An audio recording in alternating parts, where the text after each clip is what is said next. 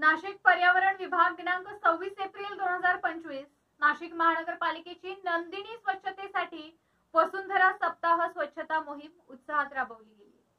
26 April 2025 रोजी नाशिक महानगरपालिकेने जागतिक माझी वसुंधरा सप्ताह साजरा करताना वसुंधरा वाचवा वसुंधरा सजवा या ब्रीदवाक्यानुसार माझी नंदिनी माझी जबाबदारी ही विशेष नदी स्वच्छता मोहीम यशस्वीपणे राबवली। या उपक्रमाचं स्वागत करताना अतिरिक्त आयुक्त करिश्मा नायर यांनी महानगरपालिका नदी संवर्धनासाठी कटिबद्ध असल्याचं स्पष्ट केले।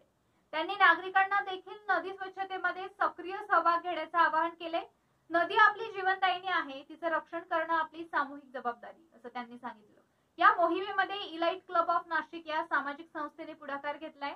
महानगरपालिका शिक्षण विभाग व स्वच्छता विभाग यांच्या सहकार्यानं 100हून अधिक स्वयंसेवकांनी नंदिनी नदी पात्रातील 500 किलोपेक्षा अधिक कचरा गोळा केला। संकलित कचऱ्याची विल्हेवाट महानगरपालिकेच्या माध्यमातून करण्यात आली आहे।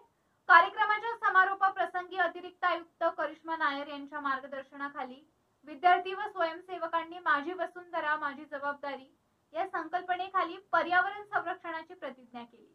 यावेळी त्यांनी पर्यावरण संवर्धन, स्वच्छ व हरित जीवनशैली आणि आगामी हरित कुंभाबाबत मोलाचं मार्गदर्शन केलं। ही संपूर्ण मोहीम करत उपायुक्त तथा घनकचरा व्यवस्थापक संचालक अजित निकत, उपायुक्त पर्यावरण तथा गोदावरी संवर्धन नितीन पवार यांच्या मार्गदर्शनाखाली पार पडली। यावेळी महानगरपालिका शिक्षण विभाग, घनकचरा विभाग आणि मनपाचे विविध विभागाचे अधिकारी आणि कर्मचारी मोठ्या संख्येने उपस्थित होते। नाशिक महानगरपालिकेच्या या उपक्रमामुळे नंदिनी नदी स्वच्छतेबाबत सकारात्मक जनजागृती निर्माण झाली असून पर्यावरण रक्षणासाठी नागरिकांमध्ये जागृती निर्माण झाली। याबरोबर नंदिनी वाचवा ही मोहीम सुद्धा राबवा अशी मागणी गोविंदनगर वाशिम कडून केली जाते।